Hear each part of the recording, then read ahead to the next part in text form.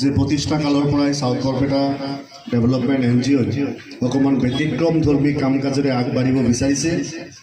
মই তেওঁলোকক শুভ ইচ্ছা জ্ঞাপন কৰিছোঁ যে অহা দিনত যাতে আৰু অধিক সামাজিক কাম কাজৰ জৰিয়তে তেওঁলোকে এইখন সমাজত প্ৰতিষ্ঠা লাভ কৰিব পাৰে। আৰু ইয়াৰে উদ্যমী যুৱকসকলৰ প্ৰতি মোৰ বিশেষ আহ্বান, সদা আৰু সৰ্বদা আপোনালোকৰ চিন্তা আৰু চেতনাৰ জৰিয়তে এইখন সমাজত এই সমাজৰ উন্নয়নৰ স্বাৰ্থত যিখিনি কাম কাজ কৰিব পাৰি সেইখিনি আপোনালোকে সদায় কৰিব। আপোনালোকে ইতিমধ্যে কেইবাটাও কাৰ্যসূচী হাতত লৈছে, আটাইখিনি কাৰ্যসূচী খুব বেছি গঠনমূলক আৰু আমি অনাগত সময়তো যাতে আপোনালোকৰ সৈতে ওতঃপ্ৰোতভাৱে থাকিব পাৰোঁ, আপোনালোকৰ সৈতে সংযোগত থাকিম। আৰু আজিৰ এই কাৰ্যসূচীত মই যথেষ্ট লোকৰ সমাগম দেখিছোঁ।